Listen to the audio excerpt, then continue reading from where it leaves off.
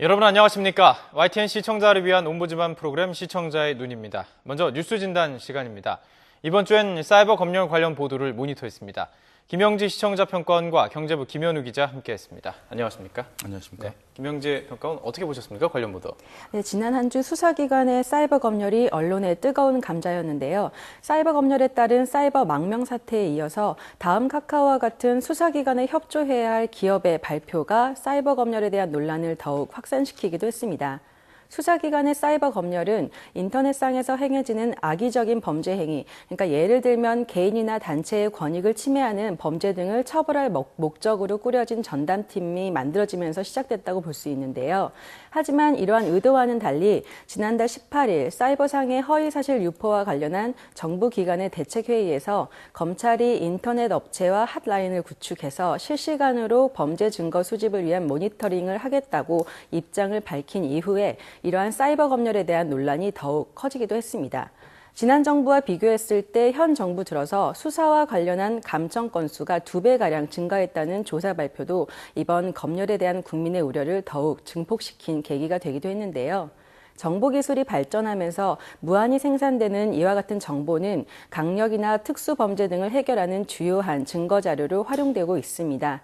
하지만 국민의 사생활 보호나 표현의 자유를 침해할 수 있는 이와 같은 정보의 검열이 공권력에 의해 무분별하게 이루어진다면 범죄 해결 효과 이상의 사회적 부작용이 필연적으로 유발될 수밖에 없을 것입니다.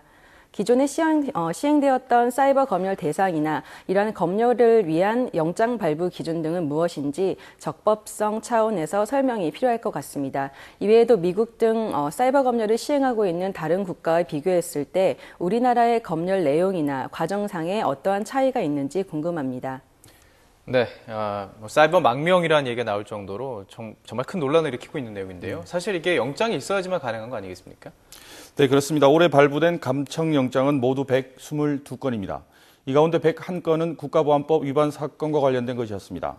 국내 최대 검찰청인 서울중앙지검의 경우 올해 발부받은 감청영장 58건 가운데 57건이 국보법 사건과 관련된 것이었습니다. 나머지 1건은 마약사범 관련 사건이었습니다. 대체로 일반 시민들이 감청 대상이 되는 경우는 드물다고 볼 수 있습니다. 문제는 잘 알려졌듯이 이 같은 감청영장이 통신수단에 대한 실시간 감청이 아니라 카카오톡 등 개인 SNS에 대해서도 무분별하게 이루어졌다는 점입니다. 올해 6월까지만 놓고 보면 카카오톡에 대한 검찰의 감청은 모두 61건이었습니다. 이 같은 감청은 모두 다음 카카오의 협조가 있어서 가능했습니다. 감청영장을 사전에 제시하고 이후 범죄 혐의자가 카카오톡을 사용하면 며칠 분량을 한 번에 제출받는 방식입니다. 대화 내용을 실시간으로 감청하는 것은 기술적으로 불가능한 만큼 조금 시차를 두긴 했지만 사실상 지연된 실시간 감청이 진행된 셈입니다. 하지만 대법원 판례를 보면 수신이 완료된 대화 내용은 감청 대상이 아닙니다. 그러니까 범죄 혐의자에 대한 수사기관의 요청이 있더라도 감청영장이 아닌 압수수색 영장이 있어야 한다는 얘기입니다. 그럼 감청영장이 왜 이렇게 관행적으로 발부됐느냐 하는 점을 살펴볼 필요가 있습니다. 감청영장은 앞서 말씀드렸듯이 대부분 국가보안법 위반 사건이 대부분인 만큼 국정원이 신청하거나 검찰 공안부가 청구해 발부받는 방식입니다. 그런데 지금까지는 이 과정이 상당히 관행적으로 진행되어 왔습니다. 국보법 사건의 경우 내란 음모 등 사안이 무거운 경우가 많기 때문에 검찰도 법원도 큰 제동 없이 영장을 청구하고 발부했습니다. 더욱이 영장이 집행되는 과정에서 감청 당사자의 프라이버시는 전혀 고려 대상이 아니었다는 점은 더 큰 문제입니다.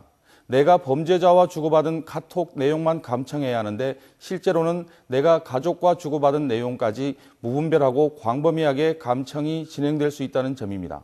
때문에 법조계에서는 법무부와 법원이 감청영장 발부 기준과 집행 방식에 대한 새로운 기준을 제시해야 한다는 목소리가 높습니다.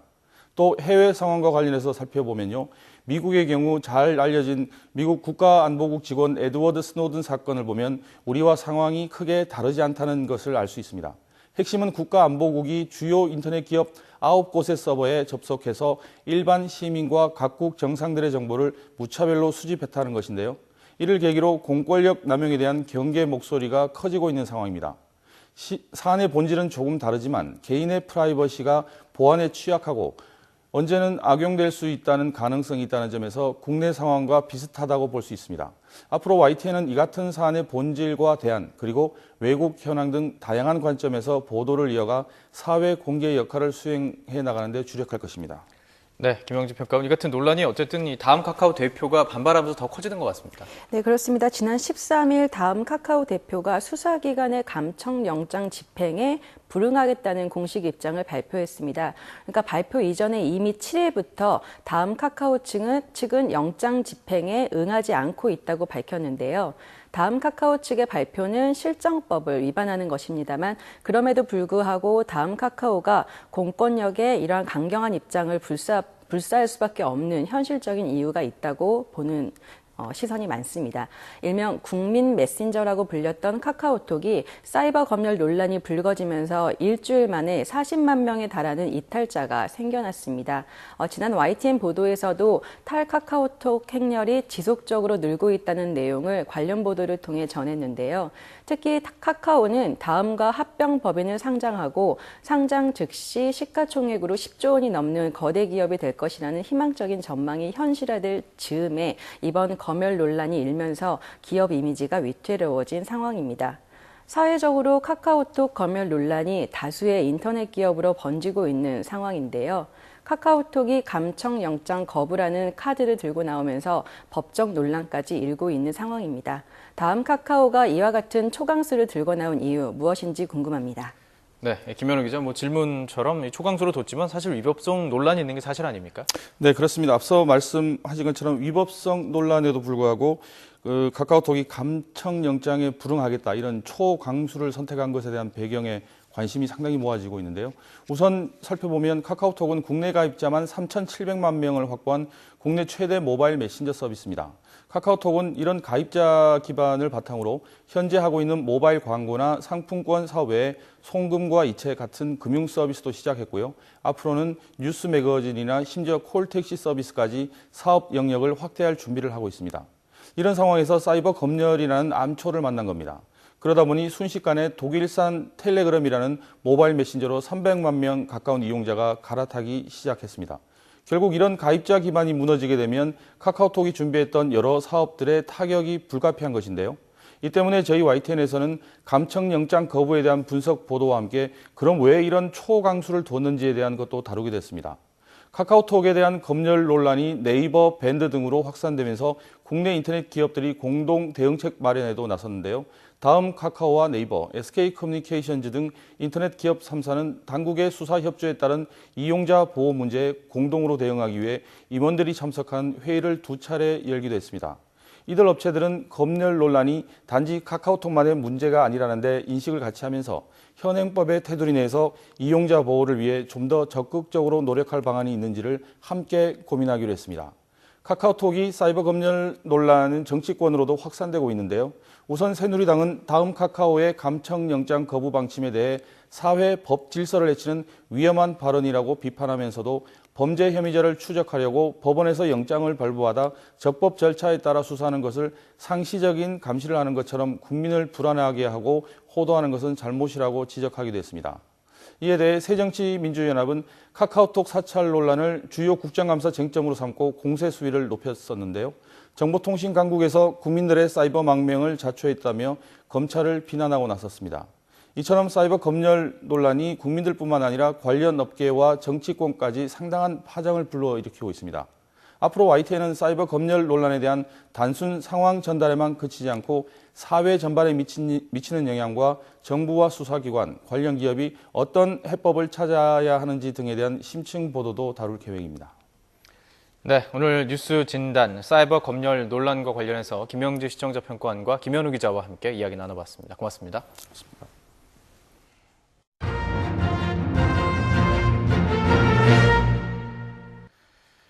이번엔 시청자들께서 직접 만든 프로그램을 소개하는 시간입니다. 중소기업 중앙회에서 제6회 중소기업 바로 알리기 UCC 공모전을 열었는데요. 여기서 특별상을 받은 작품 함께 보시겠습니다.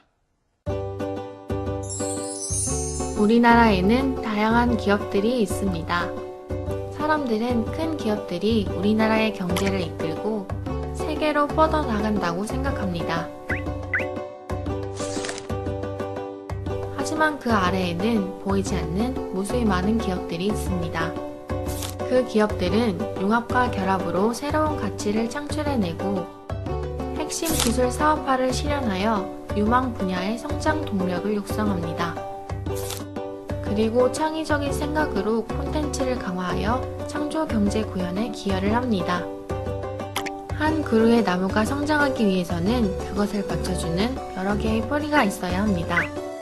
우리 경제의 뿌리란 무엇이라고 생각하시나요? 보이지 않지만 없어서는 안 될 99%의 성장 동력. 그것들이 모여 대한민국을 지탱해주는 역할을 합니다. 우리 경제의 근본인 중소기업, 대한민국의 창조 경제를 만들어 나갑니다.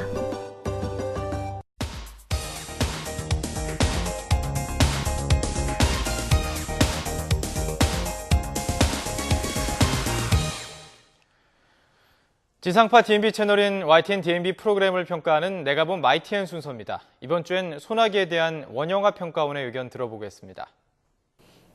안녕하세요. YTN 시청자평가원 원영아입니다. 시청자 여러분들은 하루에 스마트폰을 얼마나 자주 사용하고 계신가요? 요즘 스마트폰을 과도하게 사용하는 사람들이 많아져 많은 부작용을 낳고 있다고 하는데요. 이것을 가리켜 스마트폰 중독이라고 표현한답니다.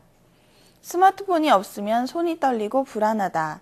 스마트폰을 잃어버리면 친구를 잃어버린 느낌이다. 화장실에 갈 때에도 스마트폰을 가지고 간다. 아침에 일어나서 가장 먼저 스마트폰을 확인한다. 시청자 여러분들은 이 항목들 중에 몇 가지에 해당한다고 생각하시나요? 이렇게 과도하게 스마트폰을 이용하는 것은 물론 문제입니다. 그런데 최근 더욱 심각하게 받아들여지고 있는 것은 성인이 아닌 청소년들의 스마트폰 중독에 관한 것이라고 합니다.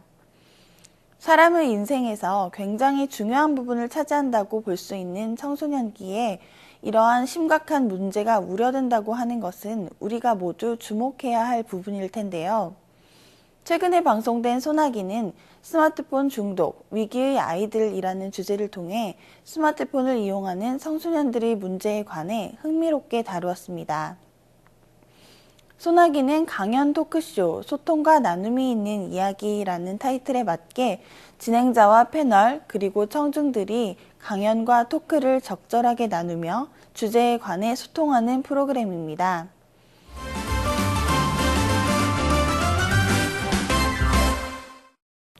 시청자들이 알고 싶어하는 좋은 이야기를 나누고 정보를 전달하는 역할을 하는 강연자의 강연이 주로 이루어지기 때문에 여느 교양 프로그램과 비슷한 포맷을 가지고 있는데요. 소나기의 경우에는 강연은 약 10여 분간 이어지고 강연보다는 진행자와 패널들의 추임새, 일반 청중들과의 토크가 많은 비중을 차지하고 있어 함께 호흡하고 즐길 수 있는 오락적 요소를 잘 갖추고 있었습니다. 이번 방송은 스마트폰 중독이라는 소재를 가지고 프로그램이 진행되었는데요. 다소 무거운 분위기로 흘러갈 수 있는 소재였지만 오락적 요소가 적절하게 가미되었기 때문에 매우 흥미롭게 프로그램에 집중할 수 있게 해준 것 같았습니다. 먼저 강연자의 강의로 프로그램이 시작되었는데요. 특히 많은 예를 들어 스마트폰 중독에 대해 알기 쉽게 설명한 부분이 매우 흥미로웠습니다. 요즘 인기리에 팔리고 있는 스마트폰 관련 상품 중 하나가 유모차용 스마트폰 거치대라고 합니다.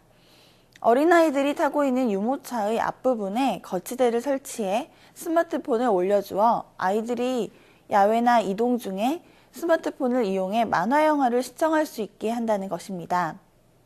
이것은 아이들이 울거나 칭얼거리는 것을 막기 위해 부모들이 많이 구입한다고 하는데요. 아이가 칭얼거리면 달래주거나 같이 놀아주는 게 아니라 단지 칭얼거리는 입을 막으려 한다는 게 조금 서글픈 현실이라는 생각이 들었습니다. 이렇게 성장한 아이들은 모든 것이 가능한 스마트폰에 길들여져 몸을 움직이는 것을 더욱 꺼려한다고 합니다.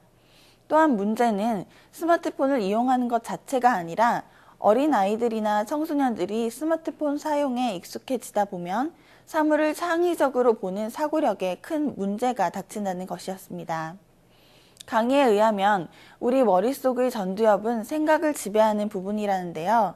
손과 입, 그리고 발을 움직였을 때 이 전두엽을 자극하게 되어서 인간의 사고력이 발달한다고 합니다.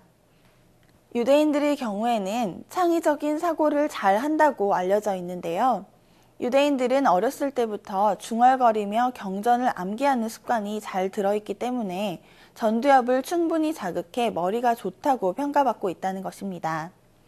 실제로 유대인들의 도서관은 정숙을 강요하는 우리의 도서관과는 달리 끊임없이 책을 소리내 읽고 이야기하며 토론을 하는 문화가 발달해 있다고 합니다. 스마트폰을 자주 사용하다 보면 이런 전두엽의 자극이 점차 사라지게 되고 이것이 청소년들의 스마트폰 사용에 큰 문제로 작용하는 부분입니다. 소나기에서는 여러 예를 들어 스마트폰을 이용하는 청소년들의 중독 문제를 알기 쉽게 설명하고 그 문제를 정확하게 꼬집었습니다. 다소 딱딱하게 흘러갈 수 있는 교양 프로그램인데도 개그맨 출신의 방송 진행자와 자신의 상황을 재미있게 설명해 주었던 패널의 역할이 아주 잘 조화를 이루었다는 생각이 들었습니다.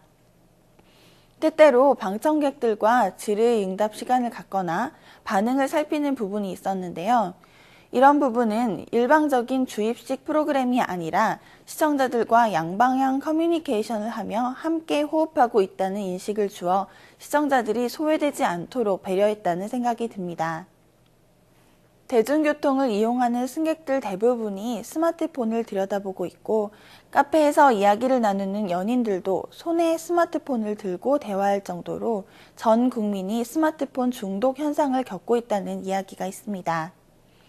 자라나는 청소년들의 경우 이러한 중독 현상이 더욱 심화되지 않도록 주의를 기울여야 하는데요. 소나기와 같은 프로그램이 사회에서 일어나고 있는 크고 작은 이야기들을 시청자들로 하여금 상황을 직시하고 또 문제를 주체적으로 해결해 나아갈 수 있는 방향을 잘 제시해 줄 수 있다면 정말 좋겠습니다.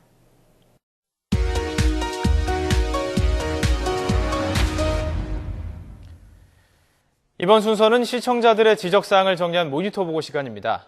뉴스를 보도할 때 인권보호와 개인의 사생활 보호를 위해서 사건 당사자의 이름이나 신분, 소속 등을 밝히지 않는 게 기본 원칙인데 그런데 YTN 뉴스에서는 익명 보도가 지나치게 많아서 시청자들의 알 권리를 충족시키지 못하고 뉴스의 신뢰도를 떨어뜨린다는 시청자들의 지적이 있었습니다. 지난 15일 값싼 중국산 수입 고급 국내산으로 둔갑이라는 뉴스를 내보냈습니다.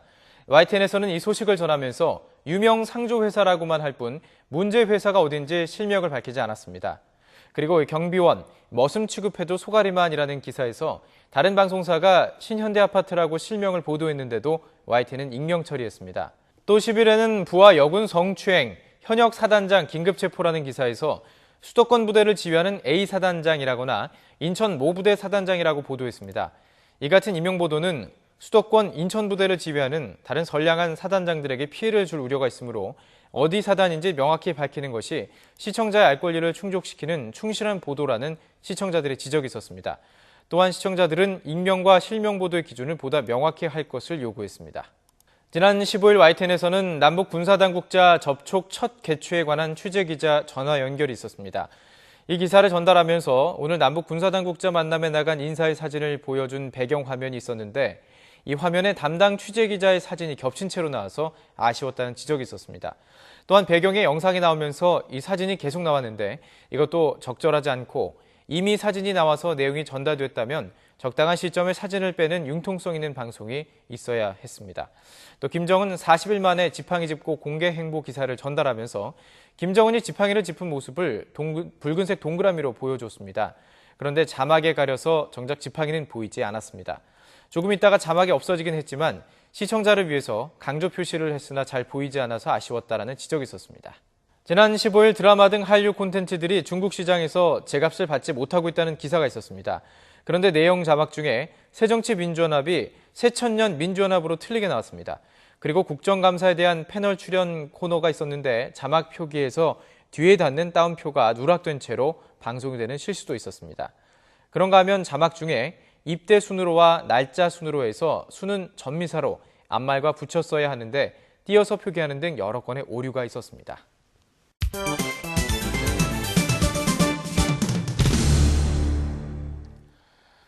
언론 전문가로부터 우리 언론의 문제점과 발전 방향 등을 들어보는 매체 비평 시간입니다. 오늘은 정대철 한양대학교 교수로부터 뉴스 보도의 게이트키퍼에 대한 문제점이라는 제목의 논평 들어보시겠습니다.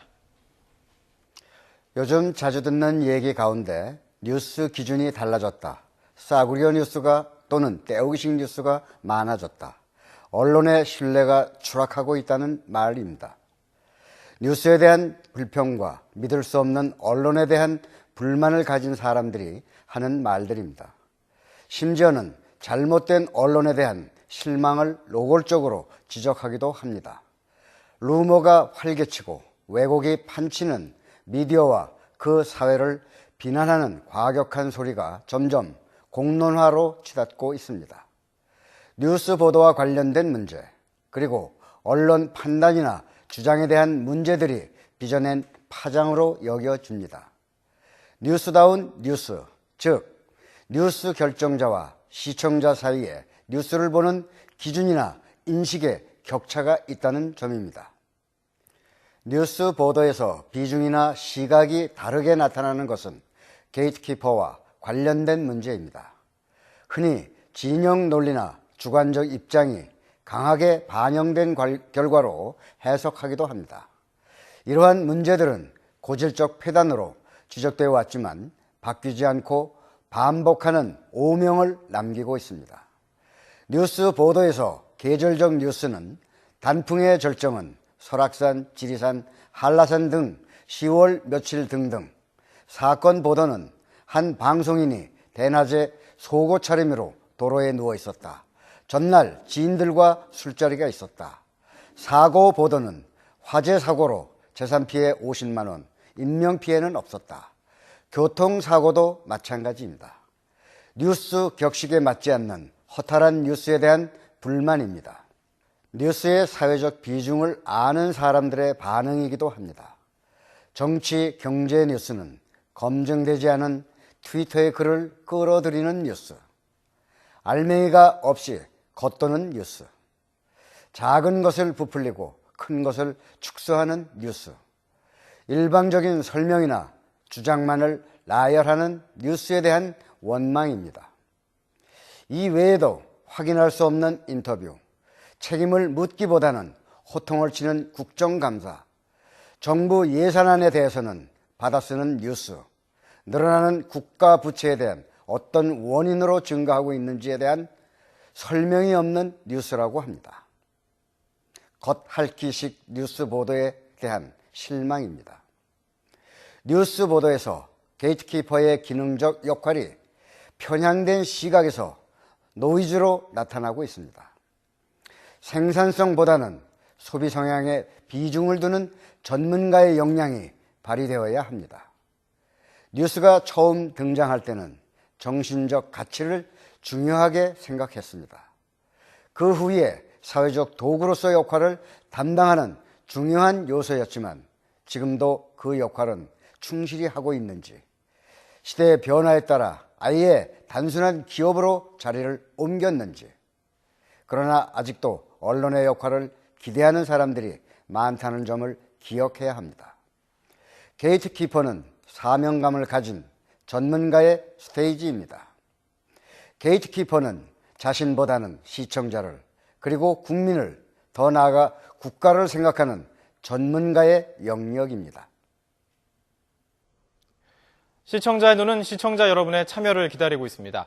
YTN 홈페이지 시청자 의견 코너에 글을 남겨주시면 좀 더 정확하고 공정한 방송을 만드는 데 참고하겠습니다. 이번 주 순서는 여기서 마치겠습니다. 여러분 고맙습니다.